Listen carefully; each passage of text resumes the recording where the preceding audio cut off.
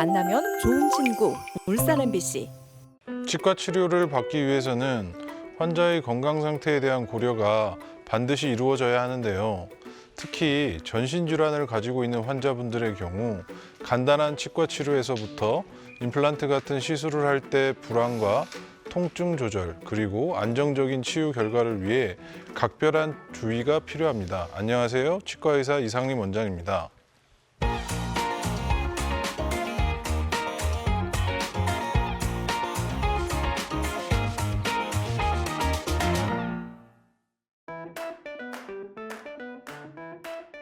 골다공증이라는 것은 골밀도 감소를 보이는 상태로 특히 여성, 중년부터 위험성이 증가하며 골다공증 치료를 위해 약물을 복용하게 됩니다.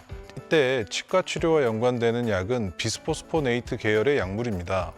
이 약물은 우리 몸속 뼈를 흡수하는 파골세포의 활동을 감소시키는 약제인데, 다른 뼈와 달리 턱뼈는 골 개조 속도가 굉장히 빨라 약물이 축적되면서 골 괴사가 일어날 수 있습니다. 치아 그리고 뼈의 변화가 동반되는 치과 치료 시 잇몸이 덮이지 않아 뼈가 그대로 드러나고 골수염이 생기기도 합니다.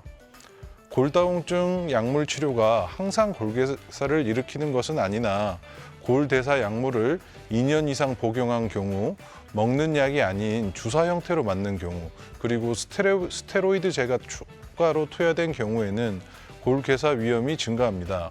하지만 다행히 칼슘이나 비타민 D, 호르몬 제제는 큰 위험 요인이 되지 않습니다. 골 변화가 예상되는 치과 치료가 예정돼 있다면 담당 주치의와 상의하여 골다공증 약물 투여를 중단하는 약물 휴지기를 가져야 합니다. 골대사 관련 약물을 장기간 복용한 경우 약물 투여를 중단하더라도 회복이 느려지기 때문에 치과 치료 시 한꺼번에 많은 치료를 하기보다는 치료 범위를 줄여서 최소 침습적인 방법으로 진행을 합니다. 고혈압은 성인병 가운데 가장 발생 빈도가 높은 질병 중 하나입니다. 고혈압은 보통 약물로 조절하는데 내과 치료를 통해 혈압이 정상 범위 내에서 잘 조절되는 경우에는 충분히 치과 치료를 받을 수 있습니다.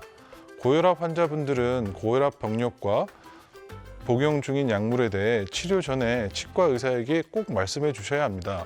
필요에 따라 내과 주치의의 소견서가 필요할 수도 있습니다. 고혈압 환자의 치과 치료 시 더욱더 신경 써야 할 부분들이 있습니다. 진료 의자에 누웠다가 일어날 때 갑자기 일어나게 되면 어지러워서 넘어질 수가 있어서 치과 치료가 끝나면 진료 의자에서 천천히 일어나시는 게 좋습니다. 치과에서 흔히 쓰는 국소 마취제에 포함된 에피네프린이라는 성분이 있습니다. 이 성분은 혈관을 수축시키기 때문에 사용량을 적절히 줄여서 사용해야 합니다.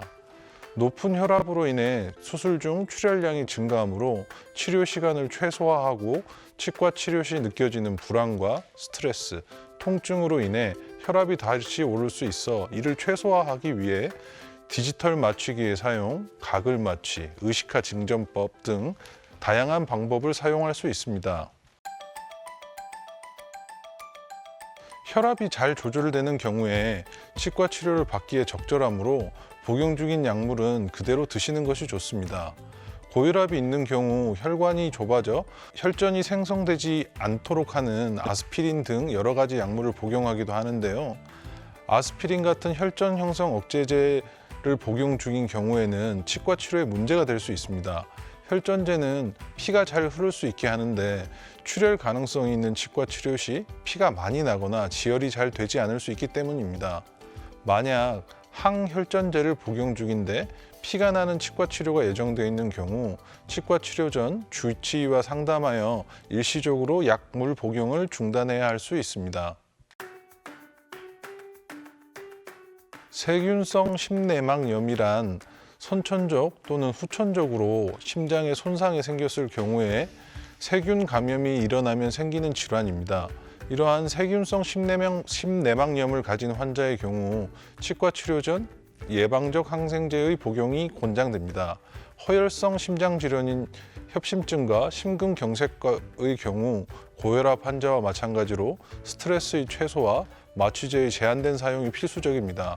항응고제를 복용 중인 상태에서 발치나 수술 같은 피가 나는 치과 치료 시 출혈 위험이 있기 때문에 담당의에 문의하여 약물 중단 등 주의사항을 확인하여야 합니다. 하지만 약물을 중단할 때의 위험이 치과 치료를 하지 않았을 때의 위험성보다 크다면 치과 치료를 미루는 것이 좋고, 일시적인 약물 중단이 가능한 경우에는 빠르고 확실한 치과 치료를 진행하는 것이 좋습니다. 간혹 항응고제를 중단할 수 없는 경우에는 입원하여 치과 치료를 받기도 합니다. 그리고 치과 치료를 받은 후에도 발열 여부를 항상 체크해야 합니다. 심장 질환을 가진 경우, 그렇지 않은 경우에 비해 세균 감염 위험성이 큽니다. 따라서 입속에 문제가 생기기 전에 미리 꼼꼼하게 예방 관리를 해주는 것이 중요합니다. 양치질을 할 때나 평소에 입안에 상처가 생기지 않도록 주의하는 것이 좋습니다. 당뇨병 환자는 다양한 치과적인 문제를 겪을 수 있습니다. 예를 들면 아주 심한 잇몸 염증이나 여러 부위 잇몸에 고름이 차는 치주농양이라는 질환이 생길 수 있습니다. 혈당 수치가 200 이상으로 잘 조절되지 않는 당뇨 환자의 경우 출혈이 발생하는 치과 치료를 받는다면 치료 부위가 감염될 가능성이 높아집니다. 혈당 수치가 200 이하로 잘 조절되는 당뇨 환자의 경우 일반인보다 감염 가능성이 좀 더 높긴 하지만 출혈이 발생하는 치과 치료를 받아도 큰 문제가 되지는 않습니다. 당뇨병 환자 치료 시 치과 치료의 원칙은 저혈당을 방지하기 위해 치료 당일 아침 식사를 반드시 하시고 내원하셔야 하며, 치료는 오전 10시경이 적당합니다. 중등도의 당뇨 환자의 경우 주치의 자문을 받아 예방적 항생제 복용 후 치과 치료를 시행하기도 합니다. 축농증의 원인은 크게 치과적인 원인과 이비인후과적인 원인으로 나누어 볼 수 있습니다.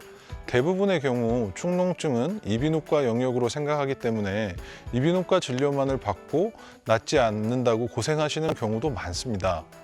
축농증의 원인 중 약 20%는 치과와 관련된 문제이기 때문에 이비인후과와 치과 진료를 받는 것을 권해드립니다.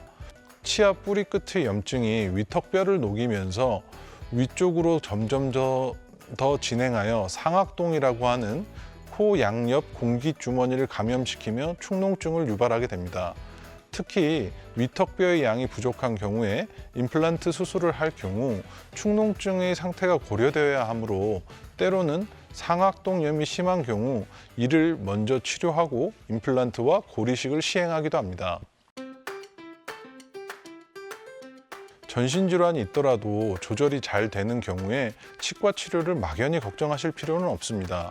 구강 내 질환은 우리 몸 전체에 연결된 혈관을 타고 전신 질환을 악화시킬 수도 있고, 반대로 전신 질환도 구강 내 질환의 위험성을 증가시킬 수 있습니다. 또한 입속 건강은 영양 섭취에도 중요한 요소이기 때문에 오히려 적극적인 치과 치료가 필요합니다. 건강한 삶을 위해 정기적으로 치과에 내원하시길 바랍니다. 만나면 좋은 친구 울산 MBC